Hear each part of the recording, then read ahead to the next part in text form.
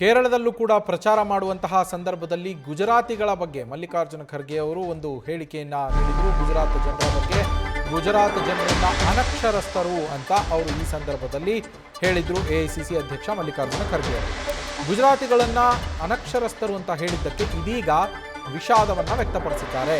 ಗುಜರಾತ್ ಜನರ ಭಾವನೆ ನೋಯಿಸುವ ಉದ್ದೇಶ ನನಗಿರಲಿಲ್ಲ. ಯಾವಾಗಲೂ ಅವರ ಬಗ್ಗೆ ಗೌರವ ಇದೆ, ಮುಂದೆಯೂ ಆ ಗೌರವ ಹಾಗೆಯೇ ಇರುತ್ತೆ ಅಂತೇಳಿ ಎಕ್ಸ್ನಲ್ಲಿ ಪೋಸ್ಟ್ ಮಾಡೋ ಮೂಲಕ ಖರ್ಗೆ ಅವರು ವಿಷಾದವನ್ನು ವ್ಯಕ್ತಪಡಿಸಿದ್ದಾರೆ. ಇತ್ತೀಚೆಗೆ ಕೇರಳದಲ್ಲಿ ನಡೆದ ಚುನಾವಣಾ ಭಾಷಣದಲ್ಲಿ ನಾನು ಆಡಿದ ಕೆಲವು ಹೇಳಿಕೆಗಳನ್ನು ಉದ್ದೇಶಪೂರ್ವಕವಾಗಿ ತಪ್ಪಾಗಿ ಅರ್ಥೈಸಲಾಗುತ್ತಿದೆ. ಹಾಗಿದ್ದರೂ ನಾನು ನನ್ನ ಪ್ರಾಮಾಣಿಕ ವಿಷಾದವನ್ನು ವ್ಯಕ್ತಪಡಿಸುತ್ತೇನೆ. ಗುಜರಾತ್ ಜನರ ಭಾವನೆಗಳನ್ನು ನೋಯಿಸುವುದು ನನ್ನ ಉದ್ದೇಶವಾಗಿರಲಿಲ್ಲ.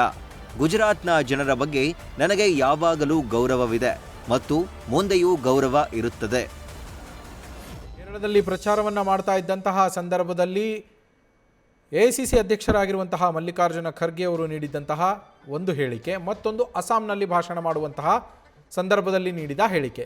ಅಸ್ಸಾಂನಲ್ಲಿ ಭಾಷಣ ಮಾಡೋದಕ್ಕಿಂತ ಮೊದಲು ನಡೆದಂತಹ ಘಟನೆ ಕೇರಳದಲ್ಲಿ ಭಾಷಣ ಮಾಡುವಾಗ ಆಗಿರುವಂಥದ್ದು. ಅಲ್ಲಿ ಭಾಷಣ ಮಾಡುವಂತಹ ಸಂದರ್ಭದಲ್ಲಿ ಕೇರಳದ ಜನರು ಅಕ್ಷರಸ್ಥರಿದ್ದಾರೆ, ಬುದ್ಧಿವಂತರಿದ್ದಾರೆ.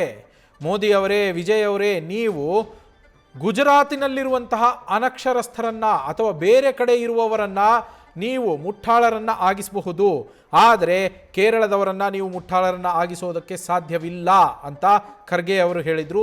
ಅದಕ್ಕೇನೆ ಈಗ ಕ್ಷಮೆಯನ್ನ ಕೇಳಿರುವಂಥದ್ದು. ನಮ್ಮ ಪೊಲಿಟಿಕಲ್ ಕರೆಸ್ಪಾಂಡೆಂಟ್ ಹರೀಶ್ ಫೋನ್ ಸಂಪರ್ಕದಲ್ಲಿದ್ದಾರೆ. ಹರೀಶ್, ಕೇರಳದಲ್ಲಿ ಏನು ವಿಚಾರವನ್ನು ಅವರು ಪ್ರಸ್ತಾಪ ಮಾಡಿ ಗುಜರಾತಿಗಳನ್ನ ಅನಕ್ಷರಸ್ಥರು ಅಂತ ಕರೆದಿದ್ರು, ಅದಕ್ಕೆ ಈಗ ವಿಷಾದವನ್ನ ವ್ಯಕ್ತಪಡಿಸಿದ್ದಾರೆ. ಆದರೆ ಅಸ್ಸಾಂನಲ್ಲಿ ಮಾಡಿರುವ ಭಾಷಣದ ಬಗ್ಗೆ ಯಾವುದೇ ರೀತಿಯ ಪ್ರತಿಕ್ರಿಯೆಯನ್ನು ಅವರು ನೀಡಿಲ್ಲ. ಹರೀಶ್, ಬಹಳ ಮುಖ್ಯವಾಗಿರುವಂತದ್ದು ಎಐಸಿಸಿ ಅಧ್ಯಕ್ಷ ಮಲ್ಲಿಕಾರ್ಜುನ ಖರ್ಗೆ ಅವರು ಒಂದು ಹೇಳಿಕೆಯನ್ನು ಕೊಟ್ಟಿರುವಂತದ್ದು ಸಾಕಷ್ಟು ಕೂಡ ದೇಶಾದ್ಯಂತ ಚರ್ಚೆ ಕೂಡ ಗ್ರಾಸ ಆಗಿತ್ತು.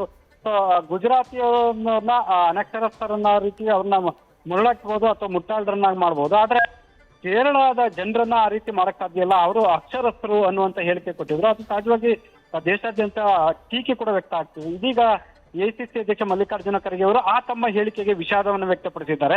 ಅದನ್ನು ತಪ್ಪಾಗಿ ಅರ್ಥೈಸಲಾಗಿದೆ, ಆದ್ರೆ ಯಾರಿಗೆ ಮನಸ್ಸಿಗೆ ನೋವಾಗಿದ್ರು ಕೂಡ ನಾನು ಅದಕ್ಕೆ ವಿಷಾದವನ್ನು ವ್ಯಕ್ತಪಡಿಸಿದ್ದೇನೆ ಅನ್ನುವಂತ ಮಾತನ್ನ ಕೂಡ ಈಗ ಸಾಮಾಜಿಕ ಜಾಲತಾಣ ಎಕ್ಸ್ ಅಲ್ಲಿ ಕೂಡ ಅವರು ವ್ಯಕ್ತಪಡಿಸಿದ್ದಾರೆ. ಆದ್ರೆ ಮತ್ತೊಂದು ಹೇಳಿಕೆಗೆ ಸಂಬಂಧಪಟ್ಟಂಗೆ ಯಾವುದೇ ಪ್ರತಿಕ್ರಿಯೆ ಕೊಡದೇ ಇದ್ರು ಕೂಡ ಈಗ ಒಂದು ಕೇರಳದಲ್ಲಿ ಮಾಡಿದಂತ ಭಾಷಣಕ್ಕೆ ಸಂಬಂಧಪಟ್ಟಂಗೆ ಅವರು ವಿಷಾದವನ್ನು ವ್ಯಕ್ತಪಡಿಸಿರುವಂತದ್ದು. Naveen, thank you. Harish, news first ನಿರ್ಭೀತಿಯಿಂದ ನಿಮ್ಮ ಪರವಾಗಿ.